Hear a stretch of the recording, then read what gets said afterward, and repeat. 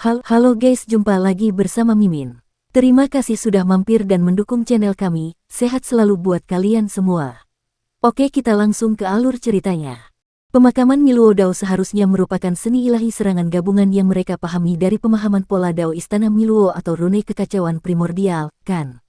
Kinmu berjalan ke dalam kekacauan, pikirannya masih mengingat serangan gabungan dari 67 penampakan praktisi Dao. Serangan itu seharusnya adalah seni ilahi yang mengerikan yang secara khusus ditujukan padanya. Dia dapat melihat bahwa ketika dia menghadapi pemakaman Miluo Dao, semua seni ilahi, jalur, dan keterampilan sama sekali tidak berguna. Seolah-olah mereka benar-benar terkekang, dan dia tidak memiliki kemampuan untuk melawan. Jika di tempat lain, meskipun Kinmu tidak akan mati, cedera serius tidak akan dapat dihindari. Dia mungkin tidak akan dapat pulih dalam 100 atau 1000 tahun. Namun, serangan mereka berada di alam semesta harta karun ilahi Kinmu. Di sini, mereka bahkan tidak memiliki hak untuk melukai Kinmu. Tentu saja, itu semua karena dia telah menanam bunga teratai reruntuhan yang kembali sebelumnya sehingga tekniknya dapat menyatukan hidup dan mati. Kalau tidak, meski Kinmu tidak mati di jagat harta karun dewa, dia tetap akan menderita luka berat. Betapa tidak diterimanya aku di alam semesta prasejarah. Kinmu sedikit mengernyit. Pengadilan leluhur ibu kota Giok hanya memiliki 72 aula harta karun, namun para penguasa aula dari 72 aula harta karun itu sebenarnya tidak menyukaiku dan bersekongkol untuk membunuhku. Dia tidak dapat menahan diri untuk menggelengkan kepalanya. Di manakah Dewa Agung Surgawimu yang tidak dicintai semua orang? Dulu semua orang berteriak dan berkelahi. Pada saat ini, dia berjalan ke Hall of Chaos. Dia mengangkat kepalanya dan tidak melihat apapun di depannya. Rasanya seperti kehampaan yang tak berujung. Tidak ada tangga batu di Hall of Chaos. Tangga itu berdiri tegak di kehampaan dan tidak tahu bagaimana cara memanjatnya. Kinmu ragu-ragu sejenak, lalu melangkah maju. Pada saat yang sama kakinya terentang, sebuah anak tangga batu panjang muncul di bawah kakinya.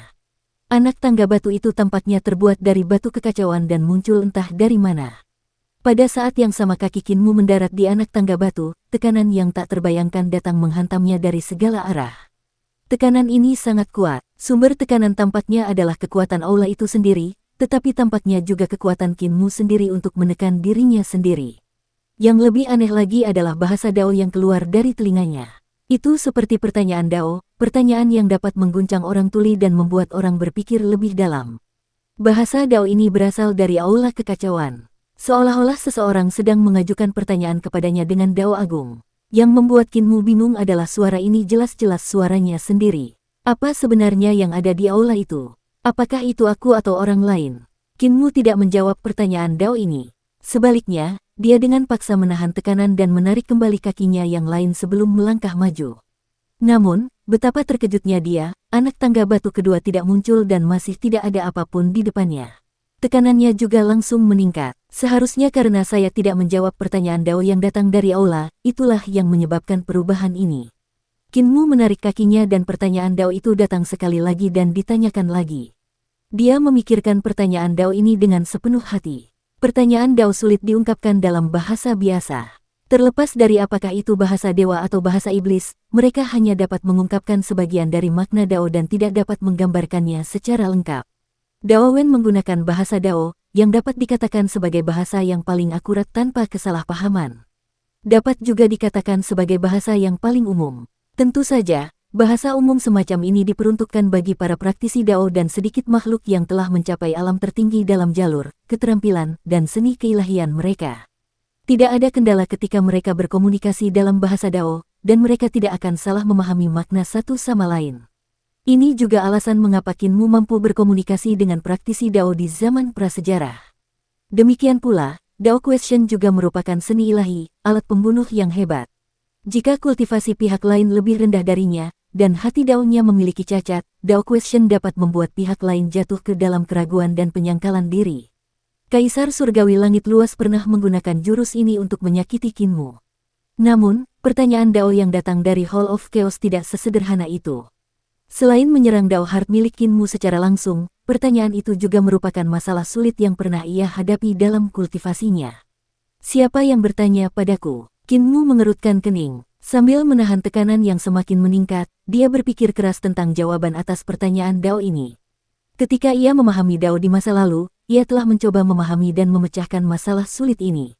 Namun, ada terlalu banyak masalah sepele pada waktu itu, jadi ia segera menyingkirkan masalah ini dan beralih mencari jalan dan keterampilan lain. Dahulu kala ada seseorang yang mengatakan bahwa dia adalah Rusaroe yang konyol, dan deskripsi ini sangat tepat.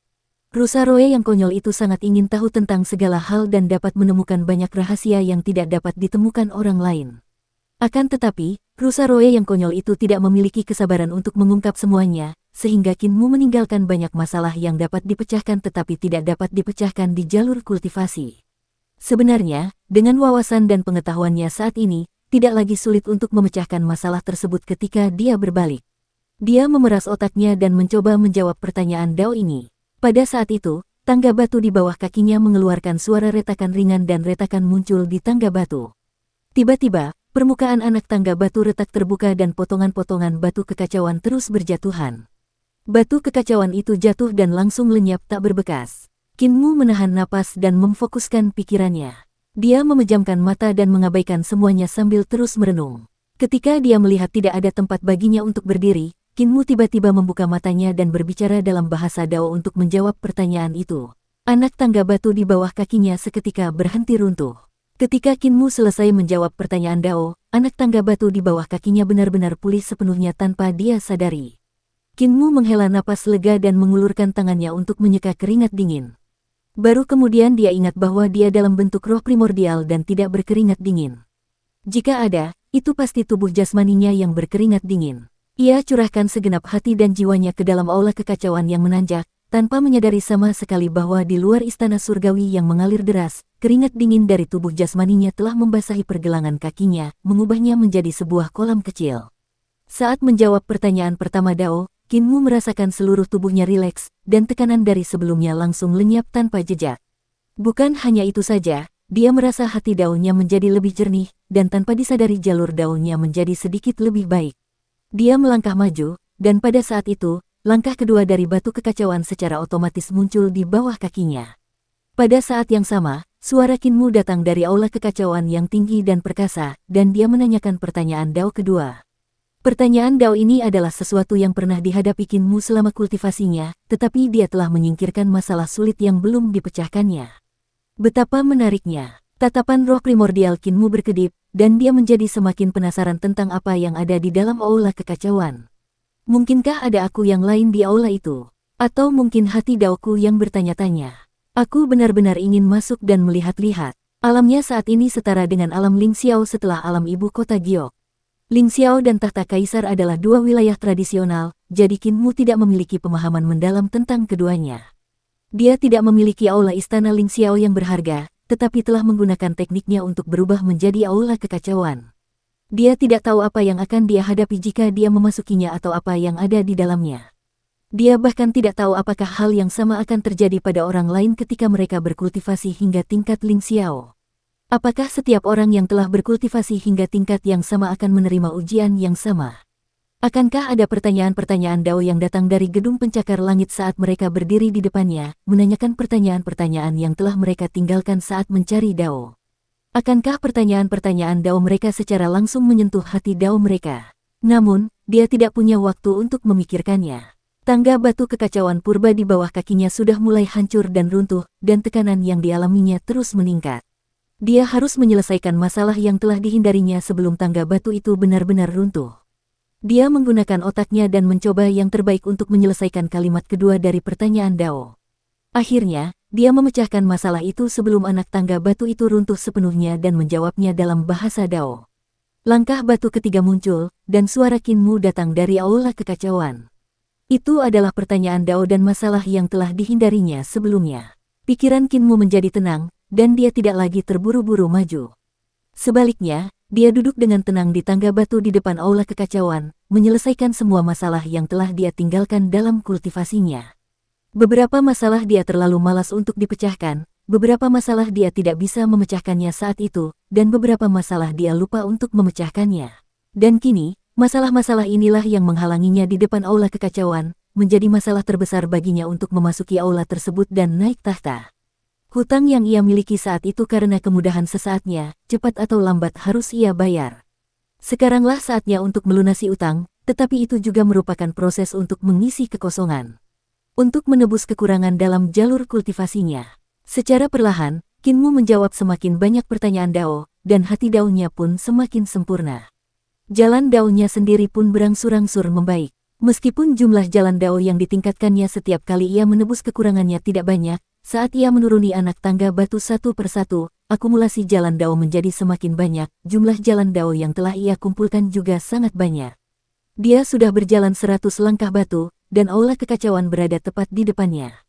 Namun, setiap kali dia melangkah maju, langkah-langkah kekacauan baru masih muncul. Terlebih lagi, pertanyaan Dao yang datang dari aula kekacauan menjadi semakin tak terduga, membuatnya makin sulit baginya untuk menjawabnya. Pertanyaan Dao akan selesai cepat atau lambat, dan aku akan bisa naik ke aula ini cepat atau lambat. Kinmu menenangkan dirinya dan melangkah maju dengan mantap. Setelah waktu yang tidak diketahui, dia masih belum bisa naik ke aula chaos. Dia menoleh ke belakang dan melihat bahwa aula kekacauan itu telah membentang lebih dari 10 mil seperti garis putih yang membentang ke ibu kota Batu Giok. Namun, ketika dia mengangkat kepalanya, dia melihat bahwa aula kekacauan itu tidak terlalu jauh atau terlalu dekat dengannya, jadi dia tidak bisa menginjaknya. Kinmu menenangkan dirinya. Alam ini sesuai dengan alam Ling Xiao. Baru saat itulah dia tahu mengapa ada begitu banyak praktisi kuat di alam Ling Xiao, tetapi sangat sedikit di alam tahta kaisar. Mungkin praktisi kuat di ranah Ling Xiao juga akan menghadapi berbagai macam pertanyaan Dao di hati Dao mereka pada tahap ini. Pertanyaan dan tekanan Dao yang mungkin harus mereka hadapi tidak seaneh Kinmu, tetapi itu cukup untuk menjebak mereka di depan aula Ling Xiao. Pada saat itu, pertanyaan Dao di Hall of Chaos menanyakan pertanyaan sulit mengenai Dao Taiji, yang berhubungan dengan teori Taiji yang mengembangkan Yin dan Yang. Kinmu mengerutkan kening dan berpikir keras untuk waktu yang lama. Tangga batu di bawah kakinya telah runtuh hingga dia hanya bisa berdiri dengan satu kaki, tetapi dia tidak dapat memikirkan jawabannya. Dia mendesah dan mundur selangkah, mendarat di tangga batu di belakangnya. Pertanyaan-pertanyaan Dao, aku bisa menjawabnya di masa depan. Mungkin aku bisa merenungkan pertanyaan sulit ini perlahan-lahan. Sudah berapa lama aku di sini? Aku ingin tahu bagaimana keadaan dunia luar. Tubuh fisiknya perlahan terbangun. Ia melihat seekor sapi tua duduk di bawah naungan pohon tak jauh di depannya. Sapi itu bertelanjang dada dan sedang menghisap hokah. Ada beberapa naga kui duduk di sebelahnya, menatapnya dengan mata penuh harap. Sapi tua itu menyerahkan shisha itu. Para naga kui dengan tergesa-gesa mengambilnya dan memberikannya kepada para naga kui lainnya setelah menghisapnya 2 kali.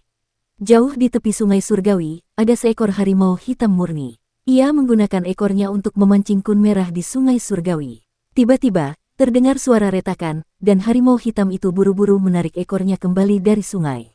Ia melihat bahwa ekornya lebih pendek dari sebelumnya, ia telah digigit oleh kun merah dalam satu gigitan. Harimau hitam itu tampak sedih. Ia mengaktifkan keterampilan takdir yang mendalam, dan ekornya perlahan tumbuh kembali. Teriakan keras terdengar dari hutan yang lebih jauh, dan suara yang tidak menyenangkan seperti suara keledai terdengar, biarkan aku menggigitnya, aku tidak akan memakanmu, hanya satu gigitan. Kinmu curiga dan bertanya, kakak senior Sanduo, mengapa kalian ada di sini? Sapi tua itu melihatnya terbangun dan buru-buru berdiri. Yang mulia, keempat guru surgawi agung semuanya telah datang. Melihat Anda sedang berkultivasi, mereka tidak mengganggu Anda, tetapi sedang menunggu di istana sekarang. 4 guru surgawi agung semuanya ada di sini. Kinmu tertegun dan segera berjalan masuk ke istana. Kepala desa dan apoteker sedang minum teh di bawah pohon besar di depan gerbang istana. Keduanya berbaring di kursi goyang dan menatap Kinmu dengan malas. Apoteker tersenyum. Muer, kamu telah berkultivasi selama 4 bulan dan akhirnya bangun. Sudah 4 bulan, Kinmu tercengang. Dia tidak menghabiskan waktu lama untuk mengalahkan 72% hantu praktisi Dao, tetapi untuk menjawab pertanyaan di depan Hall of Chaos, dia mungkin menghabiskan waktu hampir 4 bulan. Kakek apoteker, apakah kamu mendengar berita tentang negosiasi antara pengadilan surgawi dan perdamaian abadi?